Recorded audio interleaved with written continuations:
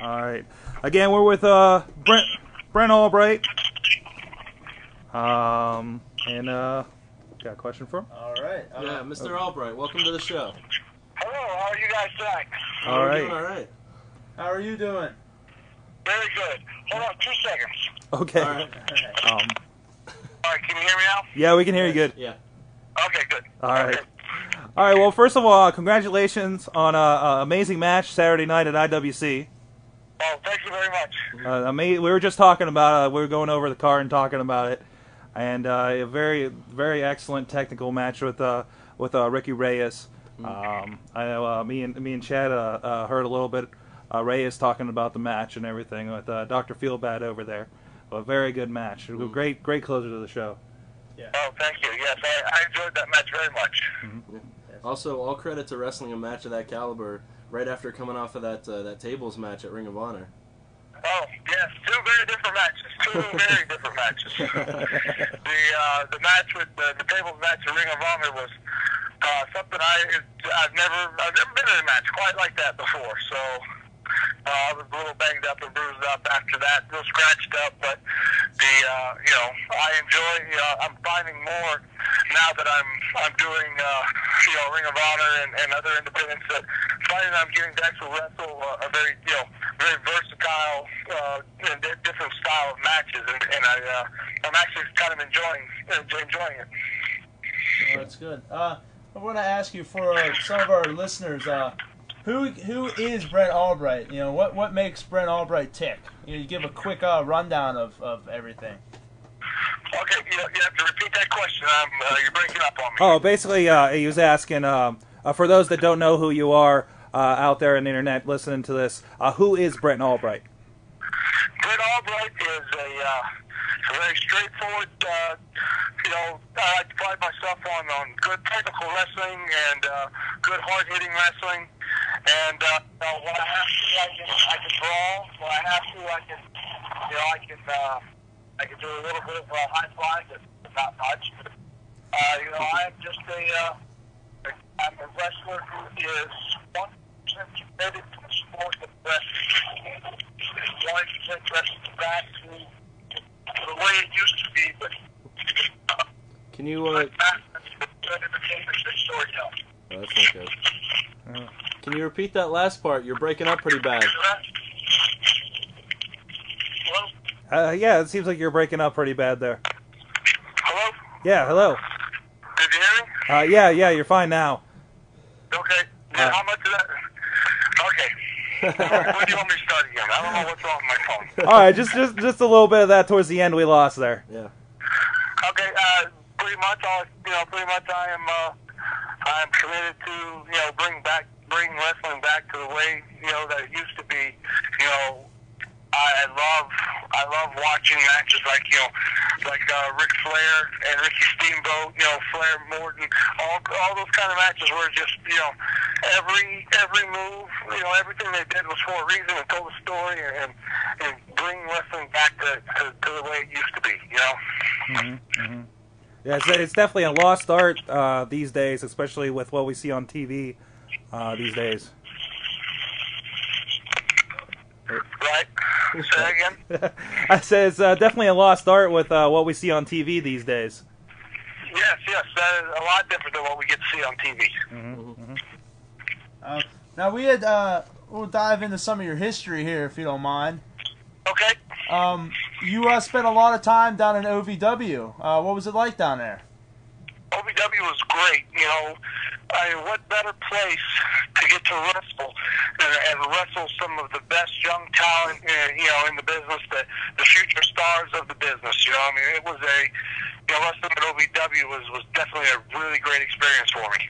Yeah, you have quite the match history here, wrestling CM Punk and Elijah Burke, and winning the tag titles with Chris Masters.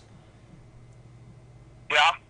What was it like wrestling with Chris Masters and Punk and all those guys?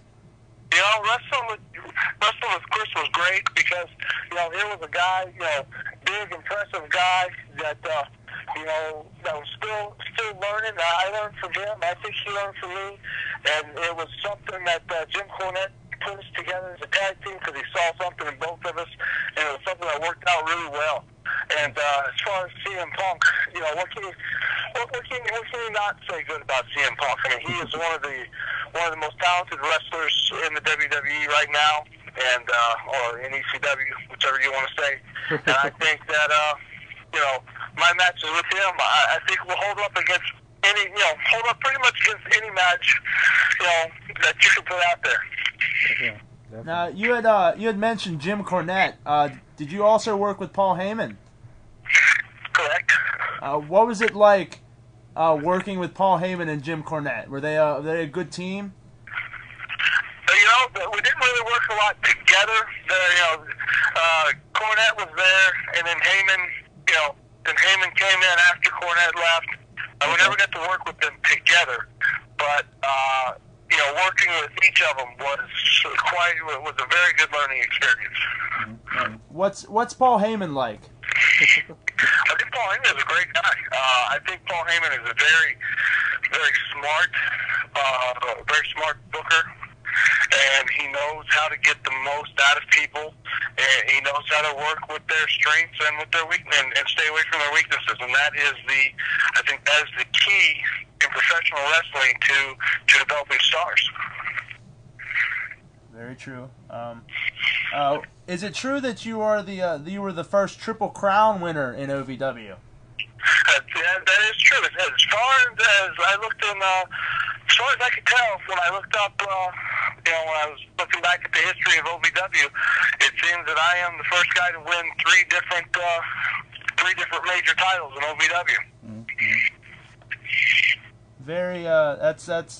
That is a very good thing to have, especially a good title.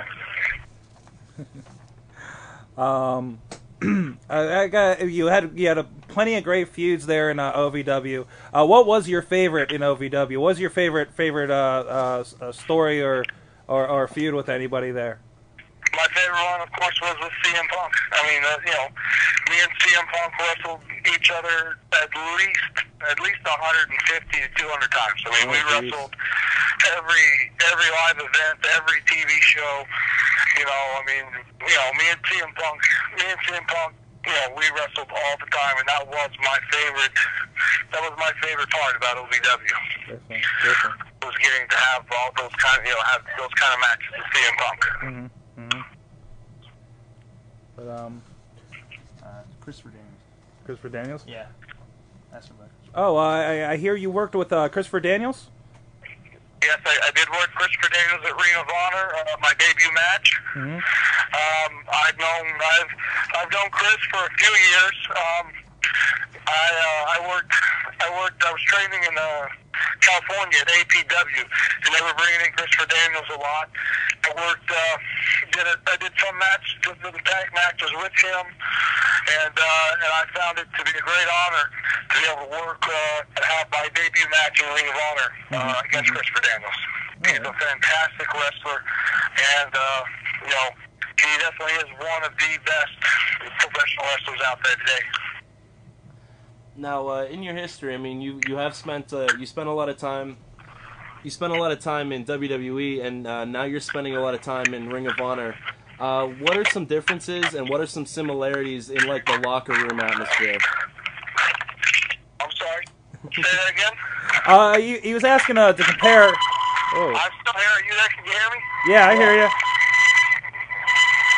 Can you guys hear me? Yes. Yeah. Okay. I'm sorry. Go ahead. It's okay. Go ahead. I was talking about you spent a lot of time in WWE locker rooms, and you've also spent a lot of time in Ring of Honor locker rooms. Like, now, what are the similarities of what are the similarities and differences between the two? Well, I think the difference is, both locker rooms. I had no problem in WWE locker room, and I definitely have no problems in the ROH locker room. I think the big difference is that ROH is a little more laid back. I think people feel, people a little more relaxed in an ROH setting, I think, than in the WWE setting. Even though, to me, the stakes are just as high. I don't think there is. I don't think there's the pressure to I don't think there's as much pressure at ROH, obviously, as there is at WWE. But you know, even with there not being as much pressure, so to speak, everybody goes out and works their asses off and gives 110% every time they go out. Well, now in the WWE locker room, was there that hierarchy that everyone talks about? I mean, they always talk about like the locker room leaders and the locker room outcasts and like wrestlers' court. Is there truth to that? You know, I don't really know. There definitely is the locker room leader. You know, the locker room leaders. There's definitely that with WWE. The locker room outcasts that you talk about, I didn't really see it all that much, but I personally never, I wasn't there long enough to be able to feel comfortable enough in a WWE locker room. I mean, I had no problems. Like I said, I had no problems there, but I was still, being the new guy on the roster, I was still, I still was making sure that I was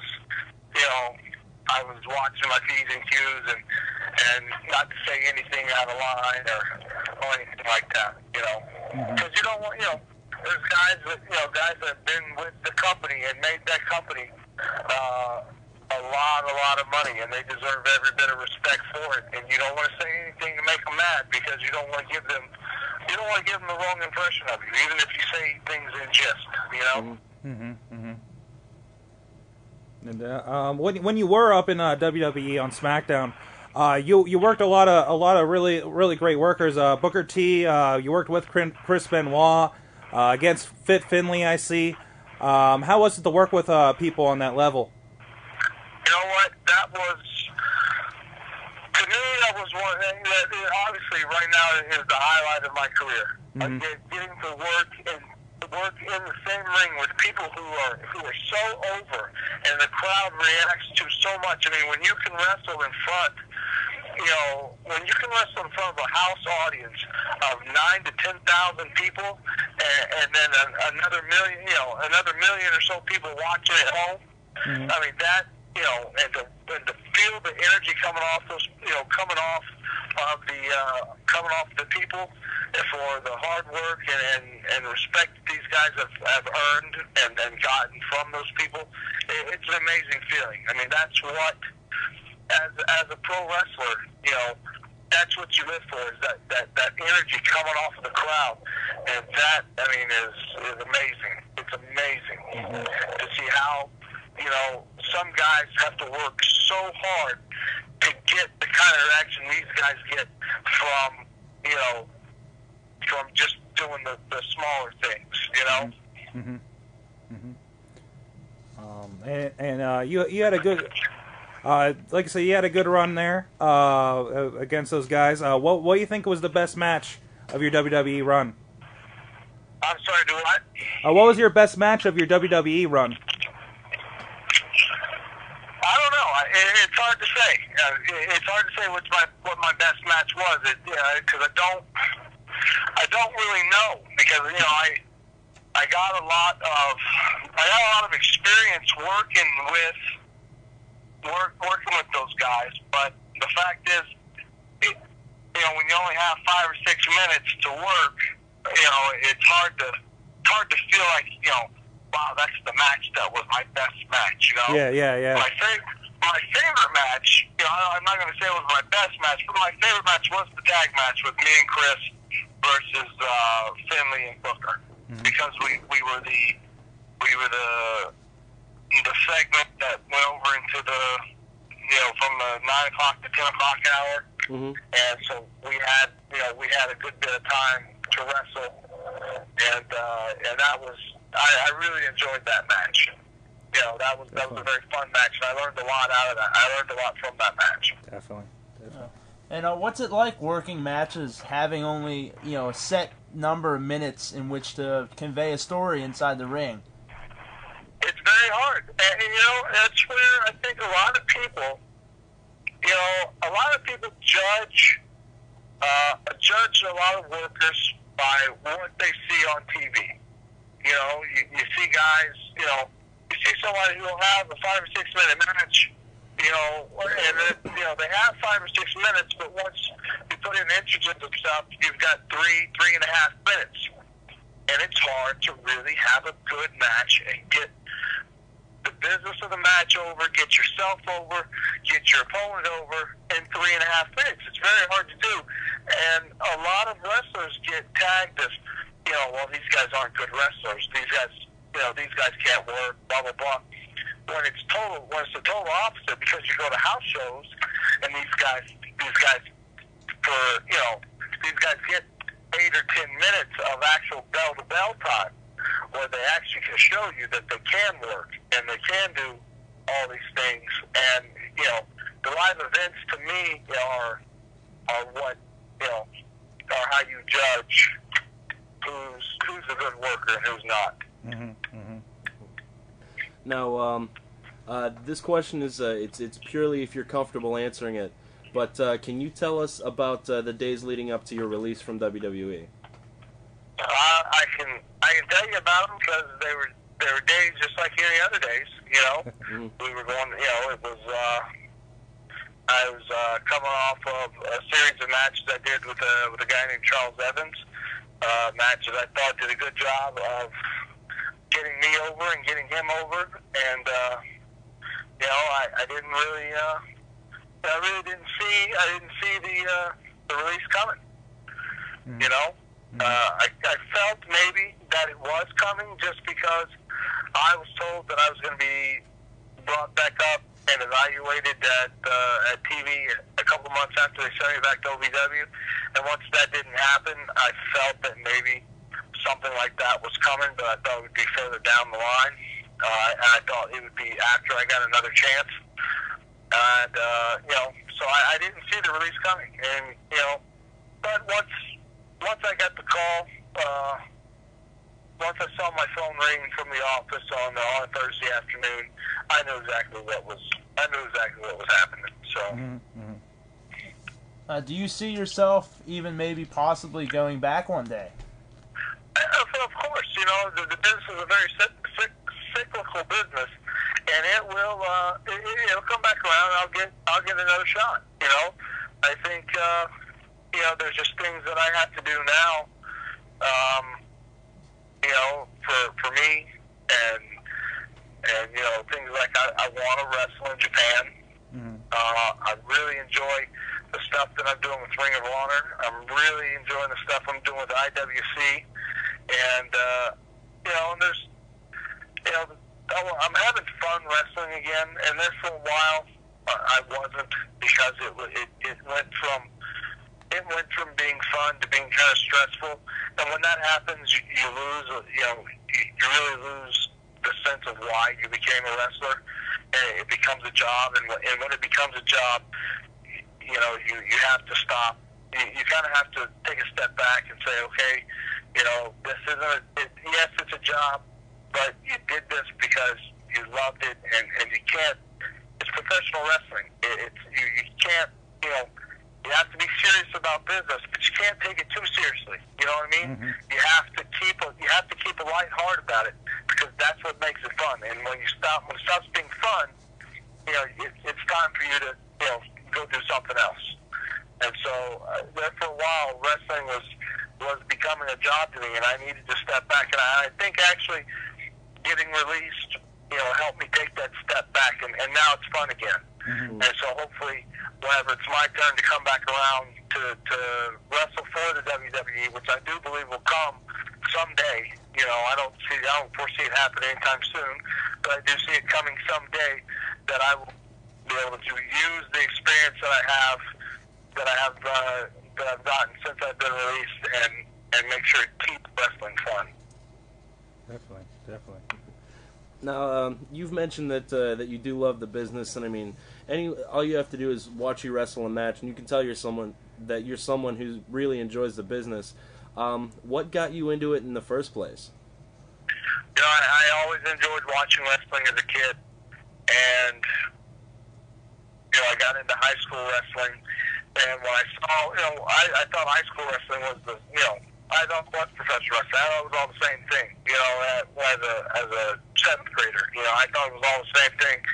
But when I realized that it wasn't, I actually found a love for competitive amateur wrestling. And so when I went as far as I could with that, I decided that I would really like to get into pro wrestling. And I was sitting in bed one morning, and on the news they were doing a promo spot for a local wrestling company in Tulsa, and they said, well, if you want to train to be a wrestler, a valet, a referee, or whatever, come on down. And so I did, and I started my training then. Let's see, now, is it also true that you were ranked one of the top 5 in the state from 95 to 97 in high school wrestling? Yes, it is. And so you had a pretty good background in amateur wrestling heading into professional wrestling training. Yes. Did that really help you a lot with some of the things, more so than people who wouldn't have an amateur background? I think it does, because people who have an amateur background approach professional wrestling with a little bit of a different view, as where a lot of people, when they first start, are looking to see how they can hip toss you and arm drag you. Wrestlers are, people with wrestling backgrounds are looking to see how they can take you down to the mat. So they're looking for, a lot of different creative ways to get people down to the mat, which is actually, which makes them stand out. And of course, they're also looking, amateur wrestlers are also looking for different ways to throw people. So. Yeah. And also with a martial arts background, did you run into anybody who had like a big martial arts background, not so much of a wrestling background, and how they would approach it?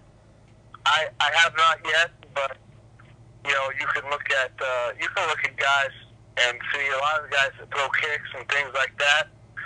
You can tell that they either really like martial arts or they have some sort of a martial arts background. And I think that is a great. That's a great additive in the wrestling business. What would be your advice to anybody who would like to try to maybe break into the business? Do your homework, research, and find a very credible wrestling school that you can go to that's not just going to take your money.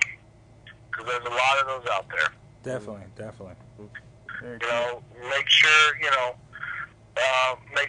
you find out. You find out what would be a good wrestling school. Do the research and don't let somebody swindle you out of your money, because they will. We got a couple. I'm sorry. Go ahead. No, go ahead. You were cutting out. Sorry. We got a couple questions from our live chat room. If I can ask you a couple of them. Sure. First, Jamie3 in the chat room asks if you've seen the Boogeyman. Have I seen the Boogeyman? Yes. Oh, I haven't seen the Boogeyman lately, and I hope not to. And I had another one. Let me get it real quick. I got another guy asks. This is Mad Mike from Canada. Asks if you could fight, if you could wrestle CM Punk in any kind of match at Mania. Oh, you there? Yeah, if I could wrestle CM Punk in any kind of match at WrestleMania, what would it be? Yes. You know what? If we had more time at OVW, I think we would have ended up leading up to a steel cage match. Yeah. And I think that would be a great match for me and CM Punk. Either a steel cage match or a submission match. Very true. Very true. And I think either one of those, because we both adapt very well and to different styles, and a steel cage match would definitely be a brawling type of situation, and of course in a submission match, which we're both phenomenal wrestlers, and I can't think of anybody right now who's a good young talent in the business that I would rather have a submission match with. Nice. That would be something to see. Mm-hmm.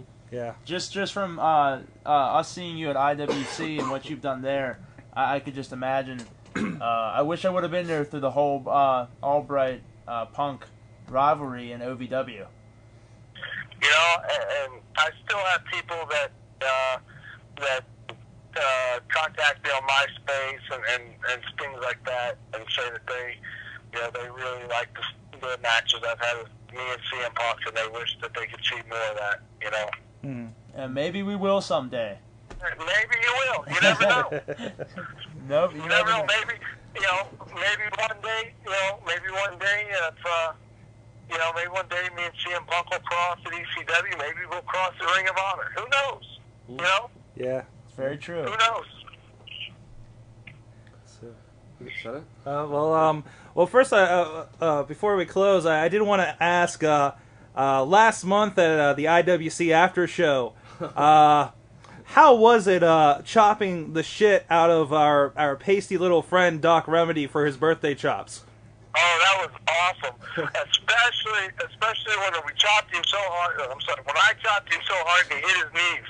His chops and said, "Please, no more, please." I think I even saw a tear. I think there was a tear there. Man, he had handprints for about a month after that. Yeah, he did. And we do have video. Oh, that was great. That was a good time. We do have video of that. I'll send you a link on MySpace. Oh, please do. I want to show that to my wife. I told her about it and she laughed. Yes. So I definitely want her to see that. Yeah, we brought everybody outside, and everybody seemed really into it. And then after he took that punishment, he just seemed to be like everybody's little brother. Yep. Yes. Yeah, it got him over. Yes. Yeah, I just love the whole atmosphere of the after parties. They're really something unique. Yeah, they're fun. I enjoy getting to hang out and talk with a lot of those guys. You know, I was so tired after our show this last weekend that I was kind of out of it a little bit. But I really enjoy talking to the guys and hanging out. What's it like working with some of those IWC guys? Because some of those, they're either just starting out or not well known, and some of them are well known, like Larry Sweeney. What's it like backstage talking to those guys? All those guys I think they're all great guys. They're all very respectful, and they're all looking. They're all like I was when I was first starting out. And still am today with people who are veterans and always looking for advice, always looking for ways to make my matches and stuff better. And and I try to do those guys the same respect and watch their matches, and that way if they come up to me and say, "Hey, did you see my match?" That way I can at least give them that way I can give them some advice. Yeah. Definitely. Who do you see standing out on the IWC roster? Like, who catches your eye? I definitely like the Cleveland Mafia. Is that? Yeah. That's right. Yeah, the Cleveland Mafia. I like those guys. Of course, Sterling James Keenan. Yeah, Sterling James Keenan. Of course, I've known him for about a year, so he's a good guy. And of course, you've got your guys like Low Key and Jay Lethal, and Eric Young, who's there now. Those guys. Larry Sweeney. I think Larry Sweeney's great. He's a terrific wrestler, and he's a very, very good heel manager too, which we get to see a little bit of in ROH. So Larry Sweeney's all around a good guy. Yeah. And we did a really good interview with him. He was in the beginning. He was on character, cutting into us a little bit, but he was good. Yes. So he seems to be rising in the ranks. So. Yeah, he's a good guy. I like Larry Sweeney a lot. I like him a lot. I think IWC, has a lot of good young talent. It's a good promotion. Every time I've been there, the crowds have been. It's been a full house the last 3 or 4 times I've been there. So I hope that by me being there helps. Is helping that product and helping that promotion. Absolutely. Definitely. In in the end, that's what I hope to accomplish. Is that by my time being there, that it helps the promotion grow. We definitely believe so. I mean, just those matches with Ricky Reyes and Larry Sweeney, I've walked away with very good matches that you've held, and I enjoyed them a lot. I know everybody else did. Well, thank you. Hey, I do my best.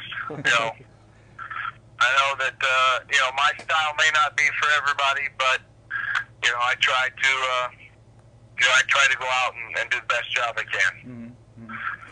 We got one last question from the chat room from Missy86. Okay. She asks, who in IWC would you like to fight that you haven't yet? Oh wow, who in IWC would I like to fight that I haven't yet? There's a list of guys at IWC I'd like to fight. I'd like to get up with Low-Key. I think me and Low-Key would have a great match. Definitely. I think me and